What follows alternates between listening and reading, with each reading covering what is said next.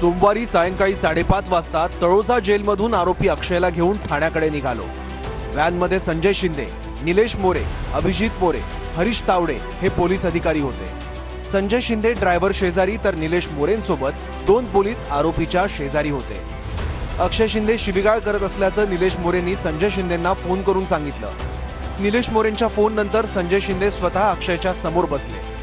अक्षय शिंदे मला जाऊ द्या असं म्हणत शिवीगाळ करत होता। मुंब्रा बायपास रोडवर पोलीस व्हॅन आल्यावर मोरेंकडील पिस्तूल अक्षय खेचू लागला। यावेळी निलेश मोरे आणि अक्षय शिंदेंमध्ये झटापट झाली। झटापटीत पिस्तूल लोड होऊन एक गोळी फायर झाली। यात निलेश मोरे जखमी झाले। अक्षयने निलेश मोरेंची पिस्तूल स्वतःकडे घेतली।